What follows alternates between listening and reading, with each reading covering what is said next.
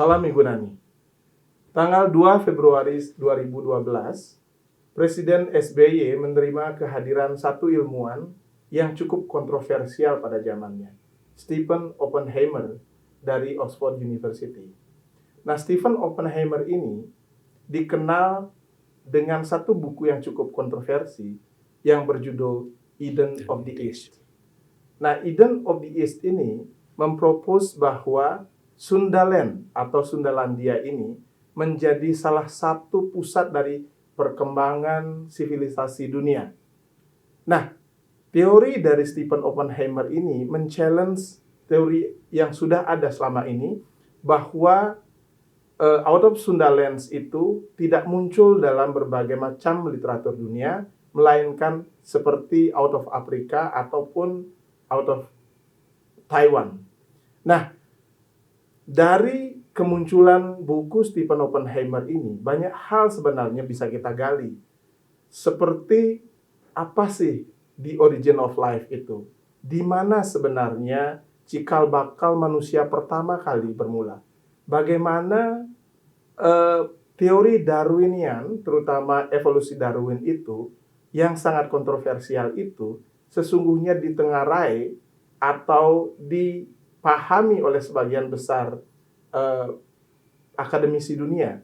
Nah, kita akan membahas berbagai macam pertanyaan yang muncul tersebut dengan ahlinya. Nah, sudah hadir di sini bersama saya Profesor Ketut Junita, seorang ahli genetika Universitas Udayana, dan juga beliau adalah konsultan forensik Universitas Udayana.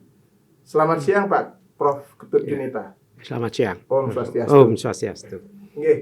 Jadi kalau berbicara tentang genetika ini, rasanya tidak ada orang yang lebih pas untuk kita ajak diskusi selain beliau ini.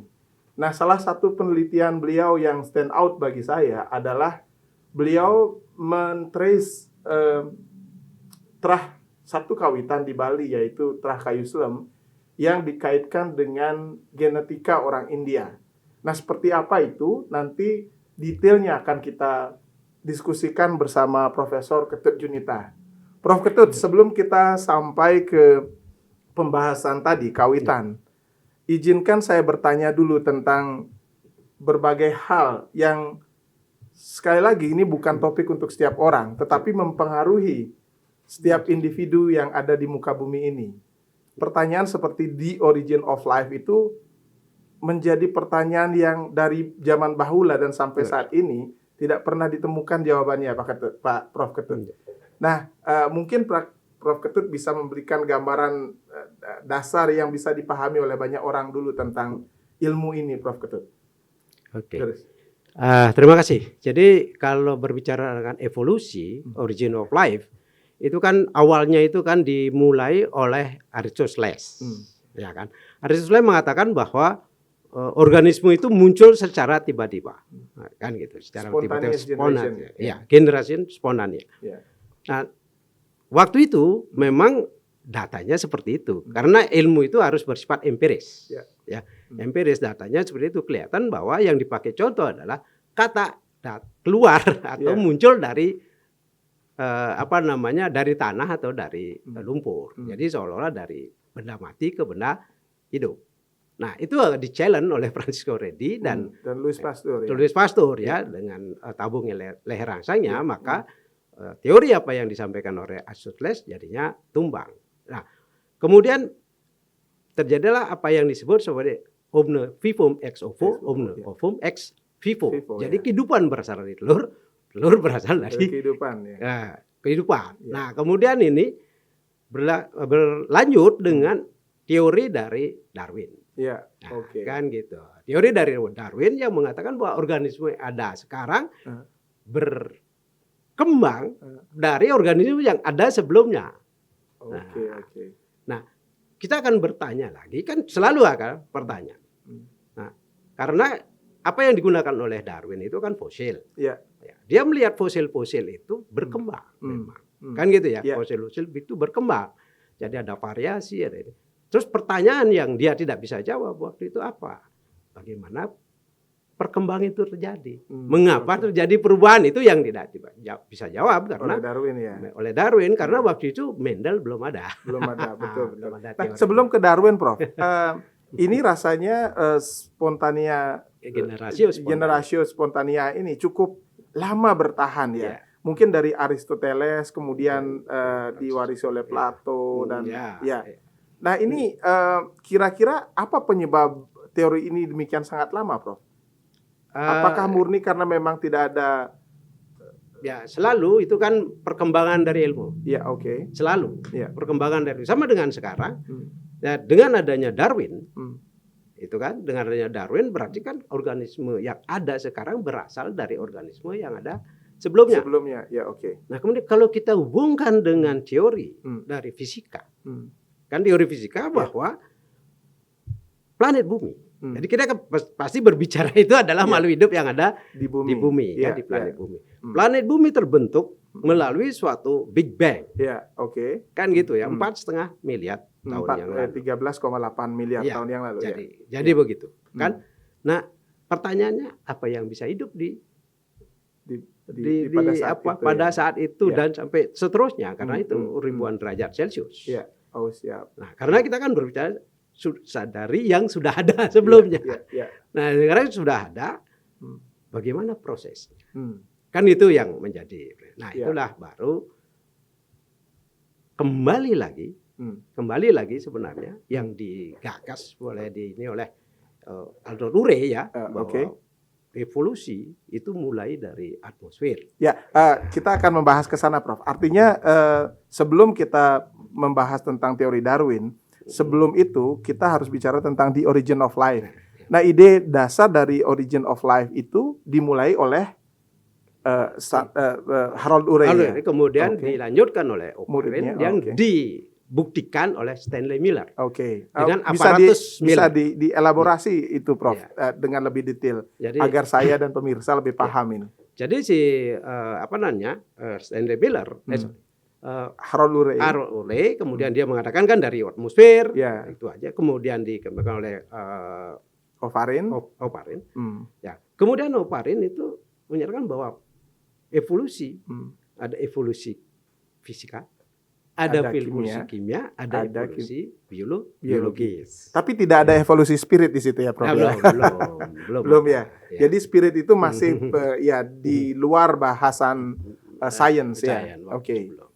Nah, jadi O'Brien ini kan mengeluarkan di buku di tahun 24 Ya. itu berjudul Origin of The Origin of Life, di mana di sana dipropose atau dipostulasi tentang biokimia adalah senyawa awal yang membentuk kehidupan ini, dan satu pasca kondisi yaitu yang disebut sebagai the primordial soup itu ya. Nah, seperti apa yang primordial soup yang dimaksud oleh O'Brien?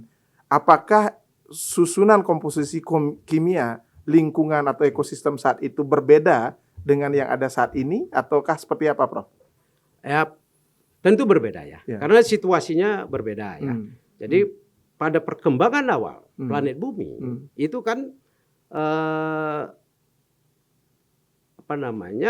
sinar-sinar kan Atmosfer, ya. bebas. Iya. Atmosfer itu bebas Bebas, sekali. ya. Jadi cahaya-cahaya berenergi tinggi masuk Ke bumi. bumi. Ya. Nah, sehingga dikatakan, makanya banyak yang mempercayai itu bahwa kehidupan itu dimulai dari air. Oke. Kan gitu kan? Ya, ya. Karena terus dihubungkan bahwa semua kehidupan awal itu pasti ada cairannya. Ada air ya. Nah, kan itu Ya. misalnya di manusia ada ketubah.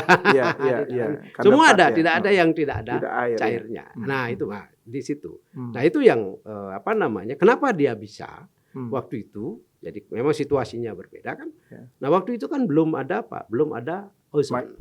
Ya, oke. Oh, ozon ya, lapis. Ya. Oke. Jadi semua cahaya berenergi tinggi akan masuk. Kalaupun ada mulai di permukaan bumi itu perkembangan itu akan dihantam dan jadi kalau yang namanya DNA itu kalau kena UV, kena radioaktif dan sebagainya, Mati, semua ya. berenergi akan hancur, putus. Nah, dengan ada di air perkembangan itu, maka kalau cahaya masuk ke air kan dibelokkan. Iya. Nah, ada pembiasan.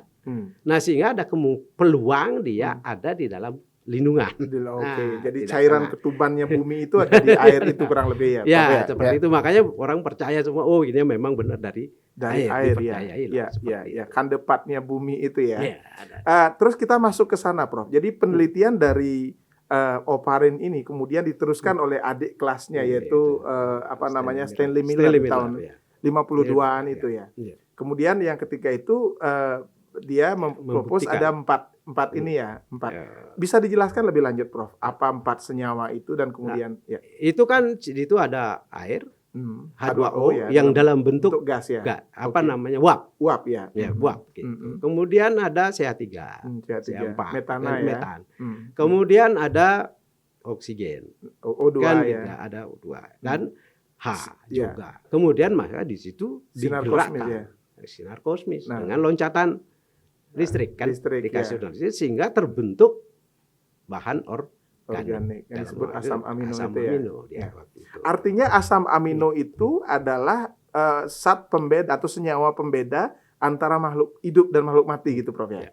Jadi itu kan ada anorganik dan organik. Organik, oke. Nah, kalau sudah organik ya berarti dia bagian Hidup. dari makhluk hidup. hidup. Ya. Gitu. Makanya ini anorganik kan dia kan anorganik menjadi ini sinilah yang berikutnya itu Ya. kenapa akhirnya generasi spontanea itu sekarang menjadi diterima lagi. Bukan generasi spontanea benda hidup berasal dari benda mati. Ya. Oke. Iya, Nah, jadi kemudian bisa teori ini saling- di-challenge juga oleh misalkan ilmuwan-ilmuwan Iya. Michael Ya, Cremo ya, dengan pastilah. definisi teori gitu ya. Jadi selalu setiap temuan kemudian itu kan orang itu. Makanya antara orang evolusi dengan non evolusi itu kan selalu berbeda ya. Ya selalu bukan. Jadi Terus, begitu ya. Saya melihat ada gap di situ, Prof. Artinya gini, omno vivo ex vivo, yang kemudian makhluk hidup berasal dari makhluk mati, terutama di komposisi kimia ini, karena asumsi dasarnya adalah kimia itu adalah makhluk mati. Tetapi kalau misalkan kita lihat dari sisi kuantum mekanik saat ini, yang kita sebut sebagai makhluk mati seperti elektron itu, dengan penelitiannya Thomas Young, yang menyebutkan dengan double slit eksperimennya, bahwa elektron pun pada level kuantum dia memiliki kesadaran. Nah, kurang lebih ada nggak hal yang bisa di challenge atau ditambahkan dari taruhlah judgement bahwa itu makhluk mati murni, bahwa itu sebenarnya bukan makhluk mati gitu. Seperti apa, Pak? Karena kan kalau kita lihat teori fisika nanti, itu semua kan gelombang elektromagnetik. Kan gitu ya. Kesana. Semua gelombang elektromagnetik nanti. Jadi ketika dia bersatu, berdekatan, kan ada kaitan, tarik menarik. Mana yang cocok itu akan saling bergabung, yang tidak cocok berlawanan saling menjauh. Betul. Nah, jika ketika dia saling bergabung, maka dia akan punya potensi. Kan gitu, makanya dari tadi itu ada dari benda mati, kemudian zat-zat anorganik menjadi organik, kemudian yang organik ini membentuk rangkaian-rangkaian yang akhirnya kita sebut sebagai apa? Sebagai nukleotida. Jadi nukleotida ini itu mempunyai sifat yang bisa membuat dirinya dan dia bisa membuat sesuatu yang lain. Makanya DNA itu gitu kan gitu. Berarti seperti swayambu dibilang kalau bahasa Wediknya bahwa menciptakan dirinya sendiri. Berarti dari sana. Jadi ada kalau kita untuk DNA juga kan dia memperbanyak diri melalui apa yang disebut sebagai replikasi. Kemudian dia membuat sesuatu. Molekul itu ya. Molekul yang diperlukan untuk kehidupan itu sendiri. Nah, jadi begitu. Nah, ini menarik sekali. Artinya dari struktur DNA yang sama, kemudian dia menghasilkan molekul atau protein yang berbeda. Nah, ini kira-kira yang dalam tanda petik yang memerintahkan itu siapa, Prof? Artinya kesadaran seperti apa ini yang memerintahkan semua unsur biokimia ini sehingga bisa menjadi makhluk kompleks pada akhirnya seperti mamalia. Jadi begini, dalam perkembangan genetik gitu ya, jadi materi genetik itu dia berubah, namanya evolusi genom. Jadi gen itu bisa berubah, bertambah, jumlahnya melalui apa yang disebut sebagai duplikasi. Oke. Jadi duplikasi itu memperbanyak dari yang paling kecil sederhana, katakanlah virus kemudian menjadi bakteri, bakteri yang sekian kemudian menjadi makhluk hidup yang lebih besar. Itu selalu akan terjadi penambahan. Melalui evolusinya itu sudah diketahui bahwa banyak gen-gen itu yang repetitif, berulang. Nah, kemudian ketika dia berulang dan kemudian berulang ada apa yang disebut sebagai mutasi. Jadi karena mutasi itu selalu setiap replikasi, perbanyakan DNA itu yang disebut sebagai replikasi. Itu ada peluang per sejuta itu akan itu akan mengalami mutasi. Ya. Nah, sehingga kalau dia replikasinya banyak kemudian selalu ada mutasi-mutasi. Kalau mutasinya nanti berakumulasi menghasilkan sesuatu yang baru, nah itu menjadilah dia varian yang baru. Sama dengan yang kita alami kemarin itu, COVID itu karena dia mendunia, pandemi, berarti kan replikasinya tinggi. Dengan replikasi yang tinggi, maka peluang terjadinya mutasi itu semakin tinggi, makanya variannya menjadi lebih banyak, cepat dan banyak. Oh gitu, wah menarik sekali nih Prof. Dari sana kemudian kita masuk nih dalam sebuah buku yang ditulis oleh Bruce Lipton, yaitu The Biology of the Belief. Artinya bahwa dalam struktur sel, sel itu memiliki kesadaran. Dia bisa memahami atau mengerti yang mana baik untuk dia, yang mana tidak baik, yang mana toksik, yang mana nourishment untuk dia. Nah, seperti apa sebenarnya ini, Prof? Mekanisme apa yang mengatur ini dalam tingkat yang seluler itu? Jadi memang teori dari Bruce Lipton kan mengatakan bahwa kesadaran, ya kan gitu ya. Jadi makanya kalau gen itu bisa kita kendalikan, kan begitu. Ya gen itu. Jadi apa yang terjadi itu bukan karena gen, tapi kita yang bisa mengendalikan. Kalau kita berpikir positif tentang sesuatu, maka dia positif. Ya itu yang disebut epigenetik itu ya. Ya, jadi epigenetik. above the gene. Iya. Jadi kalau misalnya satu contoh ya. Kalau kita misalnya percaya bahwa kita singa, kalau kita merasa sebagai singa ya kita singa. Tapi kalau kita singa mengatakan kita tidak bisa, ya akhirnya tidak bisa juga. Nah jadi pikiran itu yang akan mengendalikan DNA itu sendiri, sel dan DNA itu sendiri. Dalam kata lain, jadi seluruh pembicaraan kita tadi seperti di Origin of Life, kita menafikan keberadaan spirit itu ya Prof ya. Jadi tidak ada unsur spirit yang masuk, murni fisikal dan biokimia saja. Bisa saja memang ada ya. Ada ya. Jadi bagian-bagian tertentu kan kita tidak masuk ke sana ya. Tidak masuk ke sana ya. Jadi karena kalau kita lihat mati hidup, ya. Kalau gampang kalau mati itu manusia ya dalam hal ini, dia karena sudah tidak gelombang elektromagnetik di dalam batang otak. Itu kan fenomena fisika. Siap. Ya. Kalau tidak ada berarti mati. Kalau dia masih ada, berarti dia belum mati. Makanya walaupun dia sudah lama tidak bisa bergerak, apa yang kita sebut sebagai mati suri. Itu kan mati suri itu kan tidak bisa dikatakan mati. Mati ya. Kecuali ya mungkin dibawa ke rumah, tidak ada yang monitoringnya nggak ada. Siap. Jadi kan dia ada gelombang kan. Nah, karena maka dia bisa dikatakan mati. Kalau sudah di rumah, makanya kalau di rumah sakit tidak akan. Makanya berarti apa? Berarti hidup mati itu fenomena fisik, kimia. Jadi begitu. Ya kalau ada spirit, ya kita belum tahu di mana. Di mana itu ya. Saya pernah bertanya kepada pendeta ya. Jadi berkaitan dengan apa? Berkaitan dengan bayi tabung. Dengan bayi tabung. Saya tanya kalau menurut Hindu, menurut dan kita, kapan atma itu masuk ke dalam atau roh ya? Jadi atma itu. Bagaimana menurut beliau? Masuk ke dalam Sigot itu ya? Sigot itu. Nah, bagaimana? Ketika sudah lengkap organogenesis, sudah jadi. Nah, Berarti apa? Kenapa saya tanya itu karena berkaitan dengan bayi tabung. Ya. Nah, bayi tabung ada reproduksi yang dibantu, assisted reproduction. Ya. Itu kan dia akan menjadikan super ovulasi. Jadi banyak ovum, banyak telur. Kemudian itu dijadikan dilakukan fertilisasi in vitro. Makanya disebut IVF kan itu in vitro fertilization. Ya. Jadi, nah kalau dia banyak, kalau 4, 5, 6, jadi semua. Terus yang mana yang akan dipilih untuk pertanyaannya gimana? Kan itu. Makanya kenapa saya tanya. Kalau itu seperti itu pemahamannya, berarti dari 5, deh kita masukkan 3 aja, biar enggak berat. Tapi enggak apa-apa, enggak masalah. Berarti bagi. Artinya spirit itu belum ada. Belum ada. Oke. Kan gitu ya. Ya. Kalau nanti, makanya saya ingin, apakah itu bergabungnya purusa perdana? Jadi spermatozoa dengan telur. Itu sudah mulai berarti itu pembunuhan.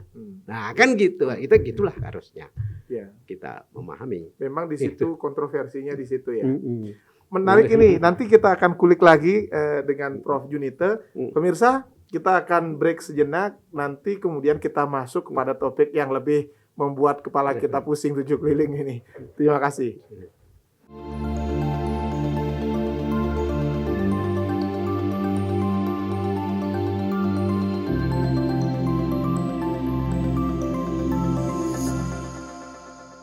Ya pemirsa dimanapun rekan-rekan berada, tadi kita sudah membahas tentang the origin of life hingga ke bayi tabung bahasan kita terakhir. Nah, kita akan masuk sekarang ke sesi penyebaran penduduk dunia. Sebelum nanti mungkin dalam beberapa sesi ke belakang kita akan bahas lebih tajam lagi tentang bayi tabung. Nah Prof, dari literatur dunia, jadi kalau misalkan kita lihat referensi dunia tentang teori asal muasal dari manusia saat ini, sebagian besar itu mempropos bahwa Danau Victoria di daerah kurang lebih di tengah Afrika, di Uganda sana, itu adalah asal muasal dari manusia itu berada gitu.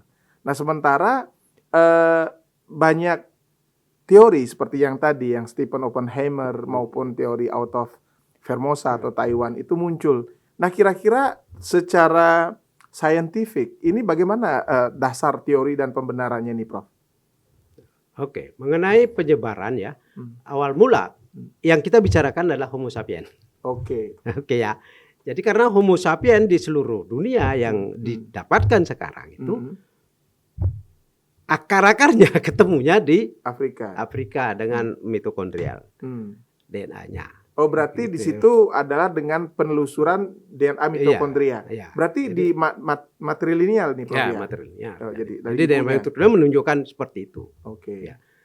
Nah kemudian kalau kita berbicara mengenai penyebaran, itu kan dia mulai ke Afrika, dari Afrika kemudian keluar masuk ke Asia, ke Eropa enggak dulu? Ya, lewat inilah, lewat enggak bisa kan dia lewat Mesir, lewat kan gitu ya. Jadi pasti Nah, kemudian padahal di tempat lain kan sudah ada. Oke. Ada Homo Neanderthal. Ya. Di Eropa sana ya. Eropa sana, kemudian di Asia itu ada 2 mungkin Homo pekingensis. Di Cina ada Homo Java ya, Homo erectus yang awalnya itu dikatakan sebagai Pithecanthropus erectus oleh Eugene de Bois yang Jadi dikoreksi oleh Prof. Jacob itu ketika beliau ngambil pendidikan di Belanda gitu, terus mengoreksi menjadi dia adalah bukan genus Pithecanthropus yang sangat jauh ya dengan ciri-cirinya, selalu kan berbicara mengenai ciri-ciri kan itu ya. Ciri-ciri terutama itu adalah di rahang dan rongga mulut gitu kan. Jadi yang memungkinkan itu lebih efisien untuk pergerakan untuk menghasilkan. Maka dia adalah Homo, genus Homo, bukan Pithecanthropus. Kalau Pithecanthropus ini lebih ke kera ya, Prof? Ya, lebih ke arah ini. Nah, jadi genus Homo dan dia disebut sebagai Homo erectus. Jadi erectus itu kan berdiri kan Homo yang sudah berdiri. Yeah. Nah kemudian ada mungkin saja karena memang linknya kan ketemunya sampai sambung macan. Kan itu. Sampai Homo soluensis. Cuman itu tidak terlanjutkan. Kan gitu. Yang sekarang ada itu adalah yang dari Afrika. Kan gitu ya. Jadi penyebaran. Nah, tetapi Stephen Oppenheimer di dalam bukunya Hidden in the East gitu ya. Nah, jadi dia mengatakan ini yang dia challenge itu bukan pergerakan Homo sapiens itu. Tapi yang dia ini adalah mengenai apa namanya pergerakan dari Formosa masuk ke Indonesia. Buat saya itu bergerak ke Polinesia. Mikronesia, Polinesia. Nah, itu kan digunakan adalah alat-alat kan gitu ya. Nah, dengan menggunakan Y spesifik, ya, jadi DNA pada Y spesifik tidak ada hubungan itu dari Formosa, Taiwan ke daerah Indonesia dan ke Australia. Mikronesia, Polinesia. Mikronesia. Ya, dia kan lewat ke sana, Pasifik ke sana. Mohon dijelaskan Y kromosom ini apa, Prof? Artinya? Y kromosom itu adalah gen-gen atau DNA yang ada pada kromosom Y. Laki-laki. Yang hanya ada pada laki-laki dan diturunkan dari laki-laki ke laki-laki. Makanya itulah yang saya gunakan dalam penelitian saya untuk kawitan atau soro-soro di Bali. Nah, berarti ini bukan mitokondrial ya, Prof? Bukan. Seksual berarti ya. Jadi Nah, Stephen Oppenheimer juga menggunakan dasar-dasar Y kromosom itu. Y kromosom itu yang membantah bahwa bukan dari Formosa. Gitu. Berarti ini justru yang dia temukan itu adalah gen Y spesifik yang ada di sini itu ditemukan di Formosa dan ditemukan di Pasifik. Karena secara umur di sini lebih tua ya, Prof ya. Ya, kalau begini ya. Kalau dia memang untuk bantahannya kan yang dia membantah itu kan dari alat ya. Digunakan. Kalau dia membantah, kalau dia misalnya dari Formosa datang ke Indonesia terus baru melewati menyelusur pantai Papua gitu terus ke Pasifik, berarti kan ada DNA Y spesifik itu yang dari Formosa sampai ke Pasifik. Nah, ternyata bukan. Jadi dari sini yang ditemukan di sana dan dari sini ditemukan di sana. Nah, sehingga di timur, dengan demikian maka berarti kemungkinan ini yang menjadi cikal bakal itu pergerakan manusia. Makanya dia ininya kan Hidden in the East kan. Itu kemudian dia bergerak ke sana dan bergerak ke Eropa. Kalau nggak salah juga dia menggunakan gen untuk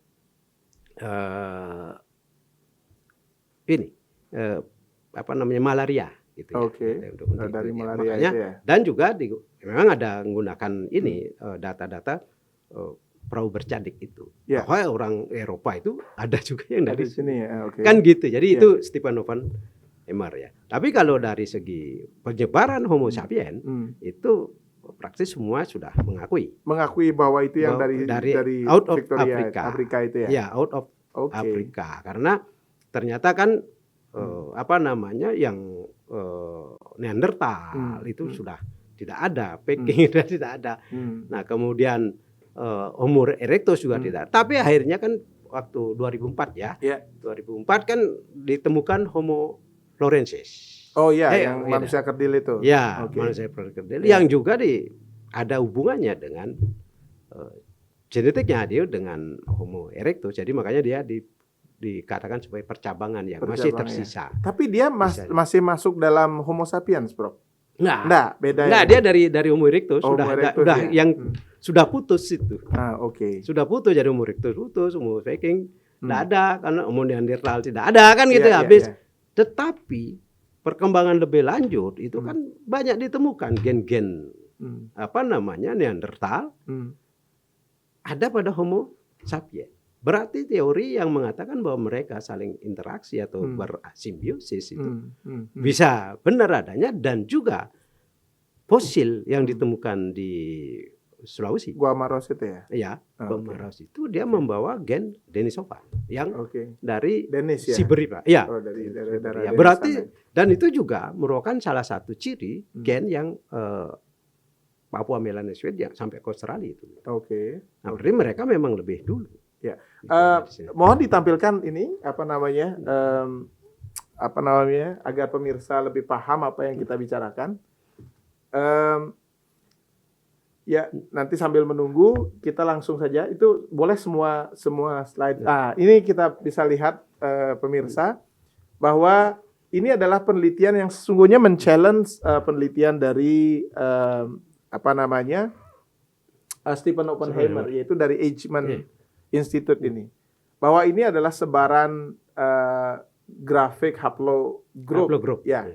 Prof, bisa dijelaskan ke pemirsa nggak haplogroup itu yang seperti apa? Haploid dan diploid yang digunakan itu seperti apa dan kegunaannya agar bisa lebih jelas ini kita memahaminya. Oke, terima kasih.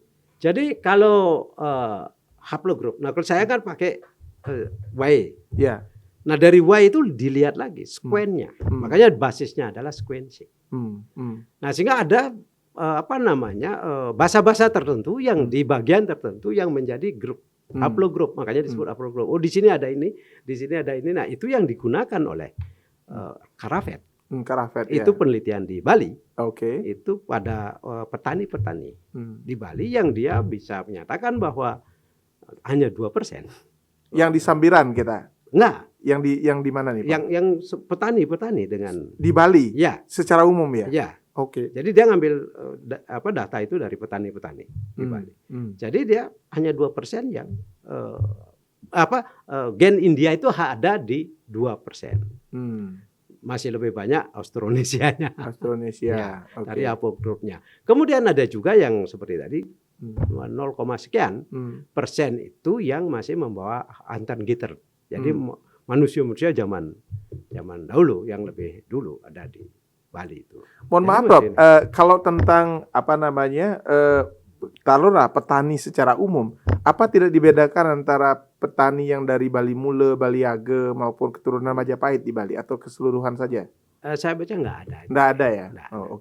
Tidak di ini kan. Ya. Sementara di penelitian Prof tentang kawitan kayu selam itu bisa dijelaskan sekilas, Prof? Ini boleh dilanjutkan lagi ya, yang dengan yang tadi yang oke. Kalau saya penelitian saya itu kan untuk catur sana. Ya. Jadi catur sana itu ada kayu selep, kemudian kayuan, lagi trunyan, kan gitu ya. Nah, kalau dari segi saya pakai Y spesifik ya, Y spesifik dengan STR namanya short tandem repeat. Jadi ada pengulangan. Ya. Perbedaan yang terjadi antar individu atau antar kelompok itu adalah perbedaan ulangannya. Apakah ulangannya itu dia ada 10, ada 11, ada 12, ada 20 dan sebagainya itu. Nanti gitu. Nah, dari penelitian itu saya bisa melihat gitu ya dari catur sana ini. Itu ternyata itu memang secara profil DNA. Jadi haplotype kan tipe itu bukan grup. Jadi haplotype-nya itu berbeda. Hanya ada beberapa orang itu yang overlap. Bahkan satu orang itu misalnya satu contoh ya lagi gitu ada di kayuan. Ya bisa jadi mungkin itu nyentane atau tahu prosesnya kayak apa gitu sehingga dia bisa nyebrang. Tapi secara umum dia terpisah. Bisa dipisahkan. Nah, itu kan dari catur sana itu kan dari empu mereka ceritanya. Siap. Ya kan? Berarti itu bisa di-trace usianya juga, Prof ya? Artinya kalau misalkan percabangan itu dimulai empu mereka, taruhlah empu mereka itu hidup pada tahun 1030, 1050-an ya, setelah Pancaketit ya. Kalau nggak salah sih abad 10 ya. Abad ke-11. 11. Ya, karena tahun 1000 sekian kan. Ya, jadi abad 10. Jadi waktu itu kan ada ceritanya. Ya, siap. Itu Dewi Danu kan gitu ya. Danu. Kita akan mengulik lagi, Prof. Nah, ini mohon dijelaskan sedikit tentang ini, Prof. Out of Taiwan model ini. Ya, oke. Nah, kalau kita lihat ini ya, out of Taiwan, itu kan dia ada 2 gelombang. Ya. Jadi gelombang pertama itu 2000 tahun sebelum Masehi. Itu nanti dia bergerak. Nah, kemudian yang sekarang sisanya menurut teorinya itu kan dibilang bahwa itu ada Batak, ada Dayak dan ada Toraja. Tapi mungkin Nias masuk ke situ ya. Nah, itu. Kemudian itu yang 2000 tahun sebelum Masehi. Nah, kemudian ada awal Masehi. Nah, awal Masehi yang disebut sebagai Deutero Melayu, yang tadi disebut Proto Melayu, yang kedua itu Deutero Melayu. Nah, itu yang kebanyakan dari kita, misalnya Jawa, Bali, Banjar gitu, itu termasuk Deutero Melayu. Ada dua gelombang pergerakan itu. Jadi itu yang Nah, pemirsa, di sana kita kembali ke yang sebelumnya. Ya, yang kurang lebih ini adalah Danau Victoria ya, Prof ya. Dari sana kemudian Homo sapiens itu bergerak naik yang seperti yang disebutkan oleh Profesor tadi, sampai ke akhirnya ke Asia, sampai ke di sini sekitar 800.000 tahun yang lalu memasuki Asia. Sundalandia dalam hal ini. Next, teori tentang out of Sundalands, dan ini kemudian yang memicu kontroversi dari Stephen Oppenheimer. Satu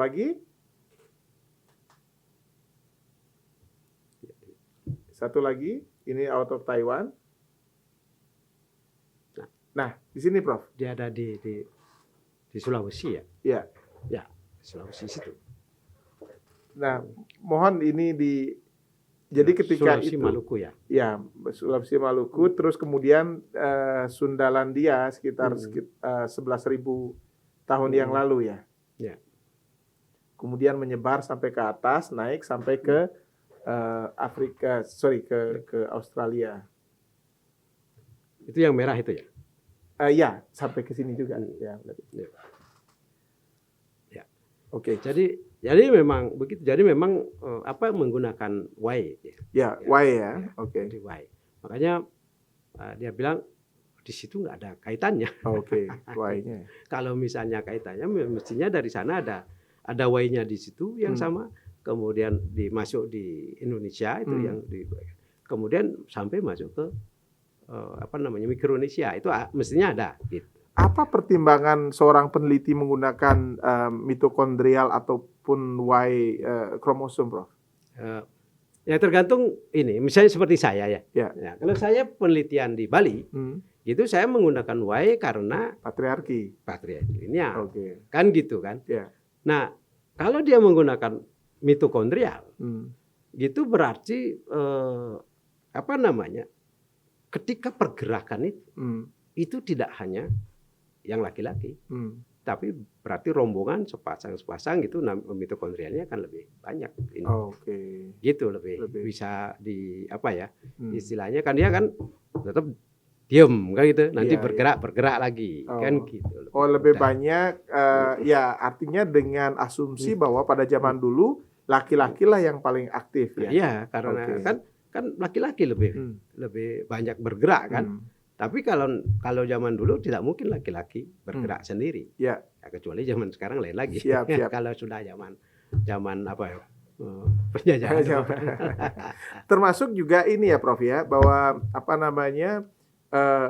Y kromosom itu digunakan untuk menelusuri gen anak dari keturunan dari Genghis Khan, Kubilai Khan itu ya. Oh, kan bisa dia dari dia dari Eropa sampai ke Siberia sampai ke ini dia kan. Jadi anaknya ini punya bawa gen Genghis Khan. Jangan-jangan kita pun membawa gen Genghis Khan ya. Ada misalnya dari keturunannya dia bagian dari bagian dari tentaranya kan. Iya. Bisa jadi. Ya. Siap. Menarik sekali ini tentang penyebaran penduduk ini. Nah, nanti kita akan masuk ke sesi selanjutnya, yaitu secara spesifik kita akan bahas tadi tentang Bali terkait dengan kawitannya, dan termasuk juga dari mana sebenarnya asal muasal orang Bali asli. Apakah Bali ini sebagai satu rumpun yang homogen ataukah memang masuk dalam era yang terpisah? Kita break sejenak pemirsa.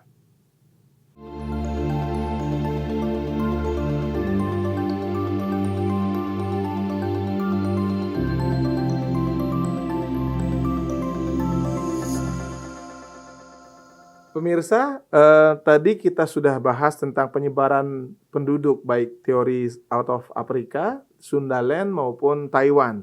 Sekarang kita masuk ke topik Bali, bahwa siapa sesungguhnya orang Bali? Apakah orang Bali itu masuk secara bersamaan dan kemudian membawa kode DNA yang sama, ataukah seperti apa?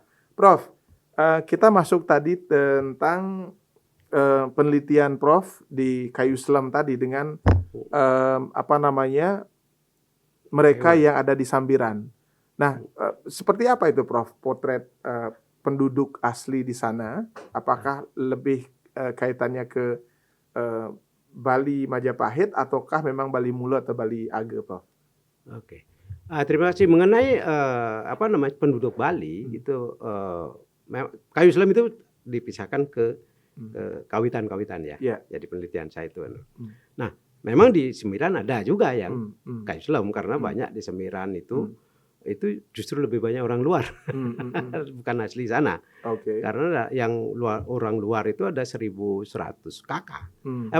Semua 1.100 kakak, hanya 62 kakak yang waktu penelitian saya. Siapa yang dimaksud orang luar di sini? Ada yang Pase, ada yang Kayu Selam tadi, ada yang ya macam-macam lagi, ada yang Aryanya juga. Artinya kalau secara penyebaran penduduk mereka datang setelah era Majapahit kah? Kemungkinan itu ya. Jadi kan di Sembiran itu kan merupakan pindahan dari Julah. Tadinya desanya itu di Julah. Ya. Nah, kemudian karena diserang oleh orang-orang dari Bisti itu ya, dari Bisti itu nggak tahu sekarang desanya apa. Nah, itu mereka akhirnya pindah ke Sembiran. Nah, itu kan daerah pelabuhan sebenarnya. Nah, pindah ke Sembiran, sudah itu yang ada di Sembiran pisahan gitu ya, pisahan dari Julah. Nah, hanya waktu saya penelitian itu 62 kakak ya. Itu ya. Nah, mereka dikenal oleh kita di Bali kan sebagai orang-orang Bali Age atau Bali Mule. Nah, ketika saya penelitian awal itu, karena saya inginnya sebenarnya penelitiannya itu mengenai Soro-Soro di Bali. Tetapi apakah betul orang Bali itu berbeda? Itu pertanyaan awalnya. Nah, oleh karena itu maka saya mengambil penelitian waktu saya S3. Itu saya mengambil Bali Age dan non Bali Age. Yang Bali Age saya ambil 3 tempat, yaitu Tenganan, Terunyan dan Sembiran. Jadi orang yang betul-betul di ini. Nah, kemudian yang non Bali Age itu saya ambil yang Triwangse, yang notabene itu adalah keturunan dari orang-orang katakanlah Majapahit, kan gitu ya. Itu kan kembali setelah 1343 ya. 1343. Setelah 1343. Kan gitu ya. Ya, setelah itu kan itu. Nah, akhirnya kalau kita lihat kan ya sama dengan ini kan semua bergeser akhirnya ke pegunungan, kan orang menjadi orang Bali Age. Saya nggak tahu yang benar itu yang bikin Korn itu ya yang menggunakan kata Age itu ya pertama kalau nggak salah ya.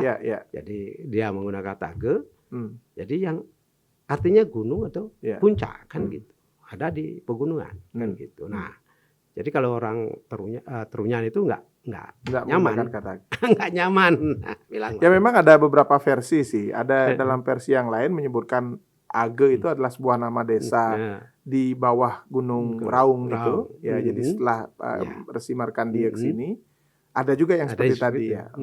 Jadi seperti itu kan memang dulu dari orang Age yang akhirnya konsentrasinya ada di Tenganan, Terunyan, kemudian di Batu Paru, kan gitu ya. Dan kemudian hasil penelitiannya bahwa mereka itu sebenarnya grup yang berbeda, Prof. Ya. Jadi hasil penelitian saya itu menyatakan bahwa ketiga grup ini berbeda. Bahkan itu orang-orang Bali Mule yang ada di Sembiran itu secara genetik itu lebih dekat ke non Bali Mule yang notabene yang berasal dari Jawa. Makanya saya waktu itu menyampaikan ini hasil penelitian saya sudah mengatakan bahwa di Sembiran itu orangnya secara genetik itu lebih dekat ke non Bali Age. Ya. Nah, kenapa demikian? Itu bisa dimeri karena ada sejarah. Itu abad ke-7. itu ada orang-orang dari Medang Kembulan itu membuka lahan pertanian di Semira. Nah sehingga kemungkinan itu aliran gennya ke sana. Makanya ya. dia lebih dekat kan sama Jawanya. Medang Kembulan itu Jawa Tengah. Jawa Tengah Kan gitu. Kemudian ke Jawa Timur. Ya. Ya, Jawa Timur, Majapahit, kemudian makanya masih dekat kan dia. Nah, sehingga secara genetik dia terkonfirmasi dekat. Nah, cuma waktu itu kan yang harus dibuktikan oleh sejarah sekarang. Ada apa di Medang Kembulan? Gitu sehingga kan? mereka pindah ke sini. Sehingga mereka pindah ke sini. Mereka pindah ke Semiran, Semiran itu apakah dia penunukan atau suatu dia pelarian? Ya. Kan gitu kan, pelarian. Ya bisa jadi kan gitu apapun. Nah, itu harus di ini oleh prasasti yang ada di sejarawan sejarah yang harus mengungkap. Makanya ketika saya ujian saya bilang begitu. Ini tugas sejarah sekarang. Betul. Mengungkap. Saya dari genetik sudah bisa menyampaikan bahwa mendapatkan bahwa ini adalah dia lebih dekat ke ini. Jadi tidak ada gen Baliage, saya bilang gitu. Jadi itu memang berbeda-beda. Asal muasalnya misalnya kayak Tenganan, itu dia dari penelitiannya, si perempuan itu saya kalau lupa. Jadi yang meneliti darah itu, dia memang ada hubungan dengan India. Tapi ya memang bisa jadi. Tetapi kalau dari penelitian saya itu tidak banyak keterkaitan dengan India itu. Gitu loh. Tidak banyak gitu. Ya bisa jadi memang ada kaitannya kan bisa. Jadi bisa belajar ke sana dapat ini. Jadi Y-nya tidak ada hubungan, kalau yang lain misalnya itu bisa ada hubungan. Kan begitu. Nah, itu kalau di Terunyan itu tidak kemana dia hubungannya, kecuali ke ini ke Catursana pun mereka berbeda juga. Gitu, mereka berbeda juga. Siap, Prof. Nah, sekarang kita masuk ke kawitan orang Bali nih, Prof ya. Artinya kita tahu secara ideologi orang Bali saat ini itu menggunakan sistem babad. Jadi ya di mana konfirmasi secara genetikanya itu belum bisa kita konfirmasi. Nah, penelitian Prof ini memang di satu sisi sangat menarik, tetapi bisa jadi kontroversial juga. Karena yang selama ini yang dipahami sebagai babad Bali itu lebih kepada hubungan siwa-sisya, jadi tidak genealogis. Nah, mungkin di sana challenge-nya. Nah, menurut Prof, kita dalam babad Bali yang menggunakan babad Bali itu sebagai ideologi saat ini, piramida tertinggi itu adalah Tabe putus dari Pancaketirta, Tripurusa sampai kemudian yang Pasupati. Nah, meskipun kita juga sebagai orang Bali itu tidak demikian adanya secara sains gitu, karena kalau kita bicara di streamline 1000 tahun 1000 itu Universitas Oxford sudah berdiri gitu. Jadi masa Tabe beliau yang Pasupati itu bersamaan menjadi rektor Oxford University. Nah, menurut Prof itu gimana ininya, Prof? Begini, ketika saya penelitian Catursana ini, salah satunya kayu selam, saya diskusi dengan Serimpunya. Jadi Serimpu gitu, saya selalu datang ke Serimpu, kemudian ke pura kawitannya, mohon izin, gitulah kita sebagai orang Bali, orang Hindu kan harus kita mohon izin supaya diberi jalan. Jadi, saya diskusi itu kan cerita tentang Empu Kamareka tadi. Itu kan Empu Semeru melancaran gitu ke daerah Batur kan, ke Dewi Dano. Nah, kemudian diceritakan beliau itu menemukan kayu. Kan gitu ya. Kayu, tunggul kayu, kemudian dijadikanlah manusia Redana. Which is secara gitu. Saya bilang sama Serimpu, Serimpu, Yening secara kekinian bisa nggak?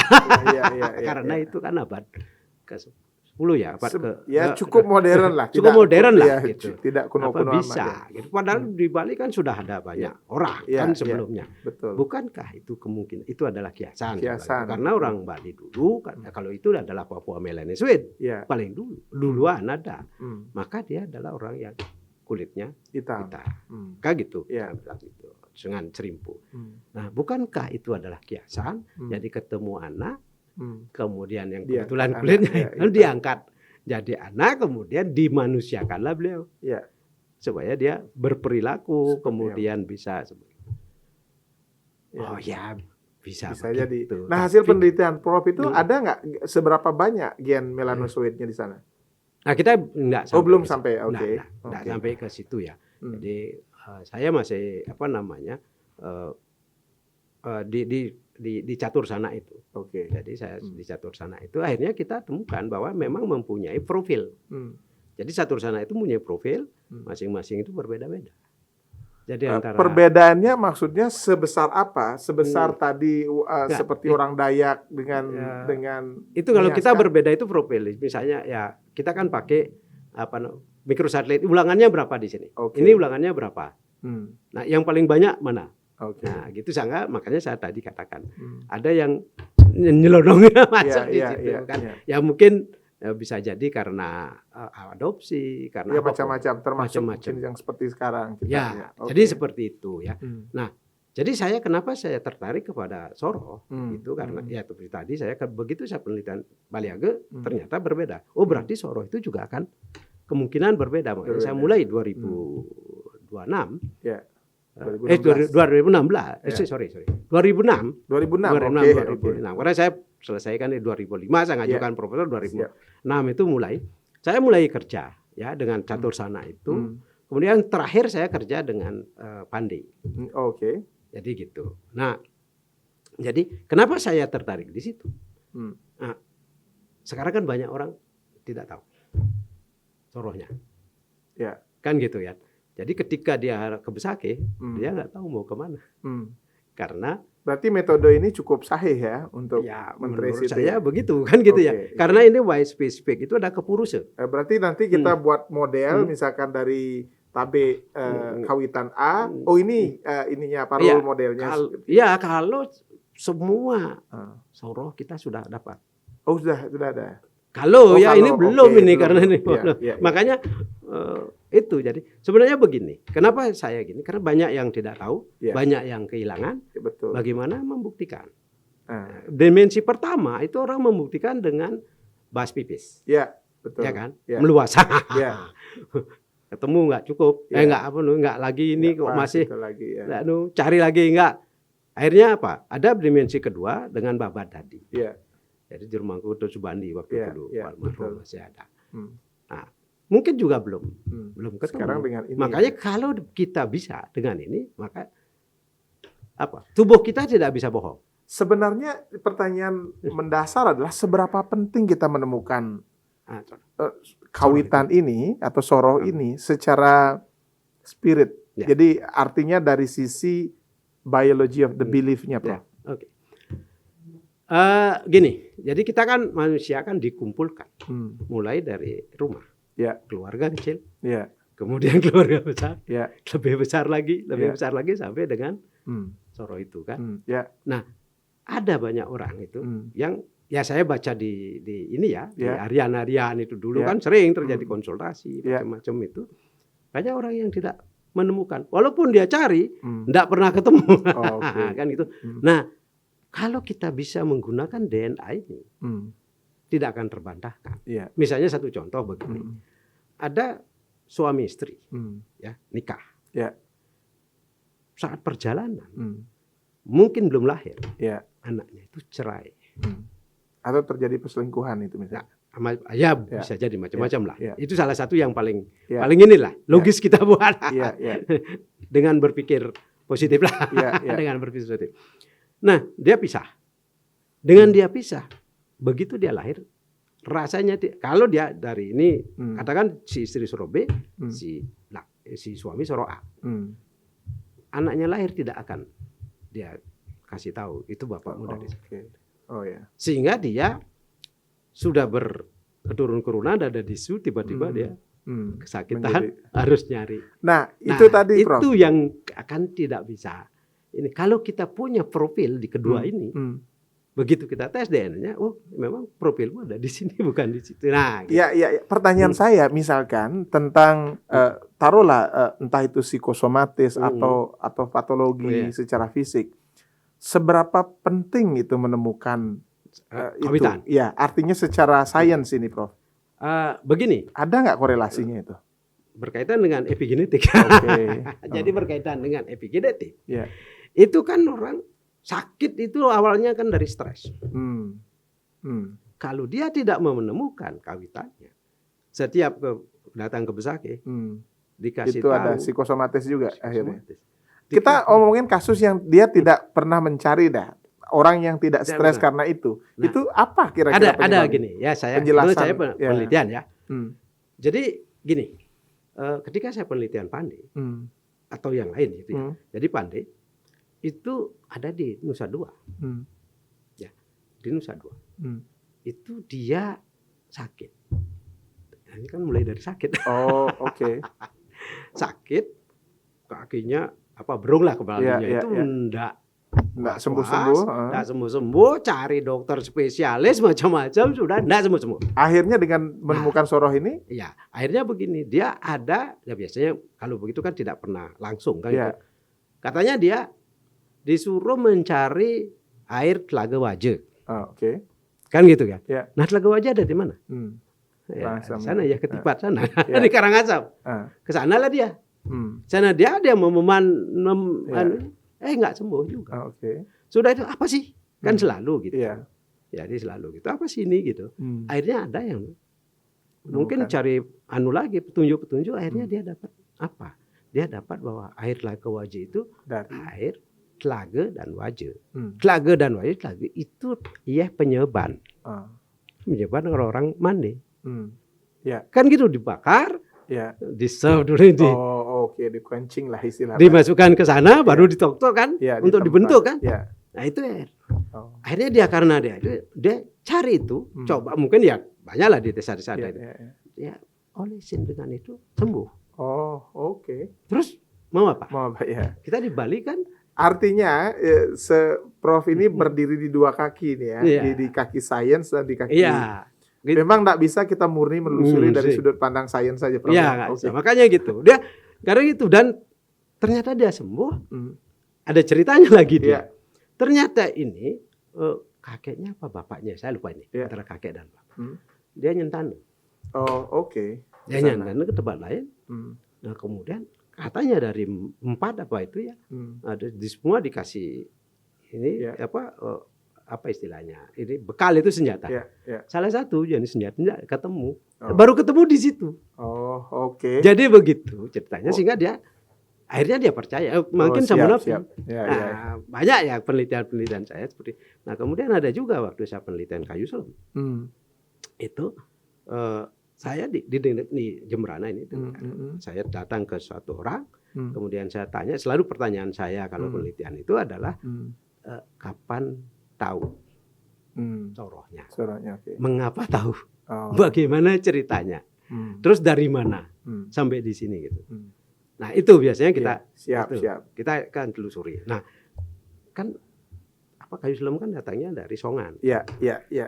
Menarik ini, Prof. Gitu. Nah, kaitannya dengan masih terkait dengan soroh menyoroh ini, Prof. Oke. Nah, justru kita tahu di tahun 1700-an, 1800-an kita terutama orang Bali itu sangat kental dengan era perbudakan. Satu kerajaan Bali ketika itu saling bertengkar satu sama lain yang pada akhirnya kemudian mereka menculik warga negara dari kerajaan sebelahnya untuk dijadikan budak. Ketika itu budak Bali disebut sebagai budak yang paling laris. Nah, kita akan kembali sesaat lagi, mungkin nanti akan di sesi penutup ya, Prof ya. Oke. Ya.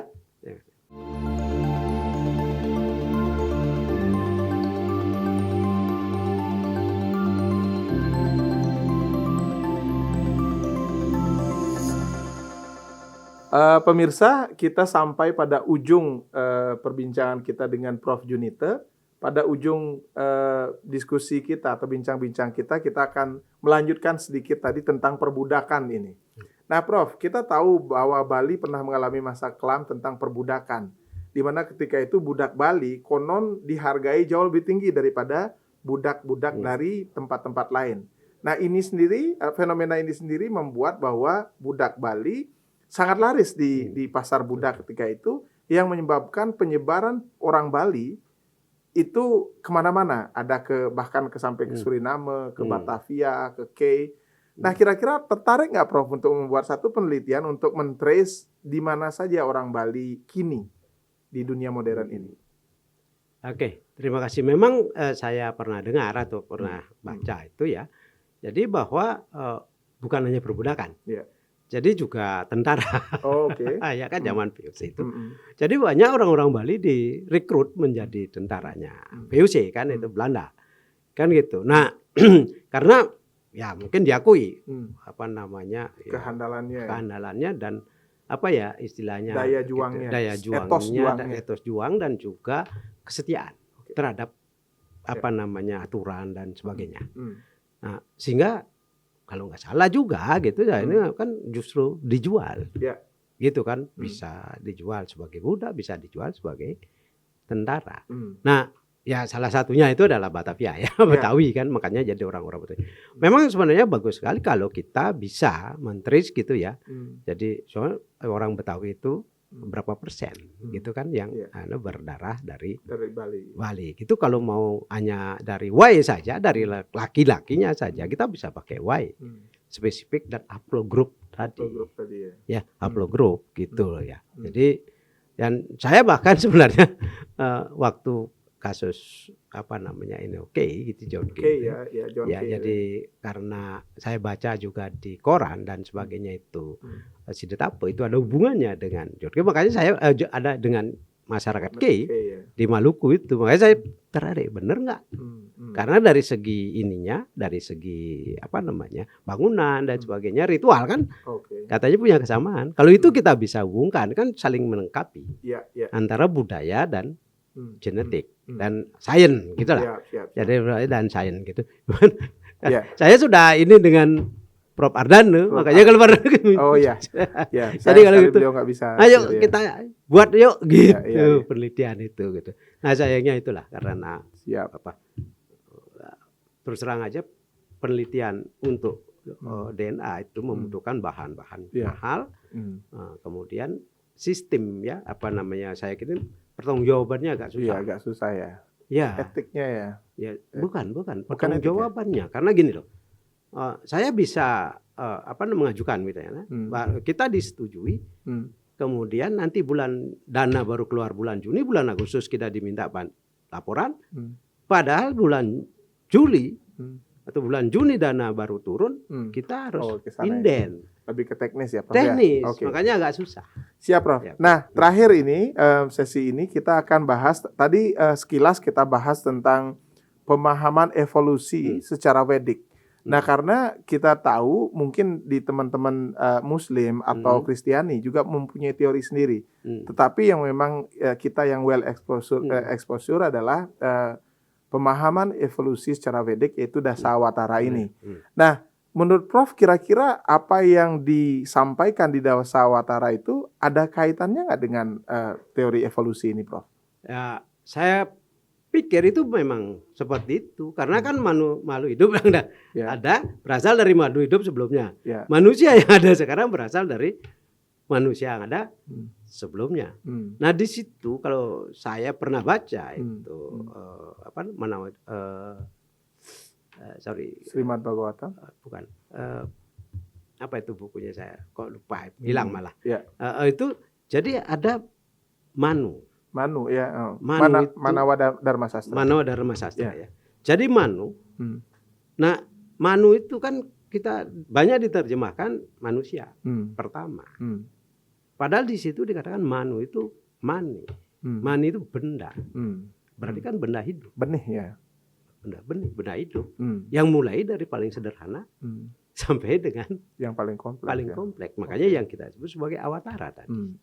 Kan gitu kan? Dari Matsya, Kurma, Waraha ya. Sampai dengan Buddha ini yang terakhir ya, atau kan Kalki gitu ya. Nanti katanya akan muncul lagi. Tapi kita juga dari segi evolusi dari manusia itu akan berubah terus. Kita juga berubah. Saya selalu tanya mahasiswa saya kalau saya ngajar evolusi. Kamu giginya berapa? 32. Manusia dewasa itu giginya mestinya 32. Saya tanya, berapa sih gigimu sekarang? Bener nggak 32? Nah, mereka kan sudah mahasiswa. Apalagi semester 6. Semester 6 itu sudah berapa? 21 ya. Jadi gitu. Banyak sekarang gigi itu tidak keluar. Tidak 32 karena kadang tidak ada tempatnya. Kenapa tidak ada tempatnya? Karena ini kita mundur. Rahangnya. Rahang kita mundur untuk mengakomodasi ini naik. Otaknya. Jadi kan segitu bendanya, bahannya segitu ya. Ada modifikasi. Itu salah satu. Itu salah satu merupakan ciri bahwa itu evolusi terus menerus akan terjadi. Kita nggak tahu otak itu akan jadi seperti apa.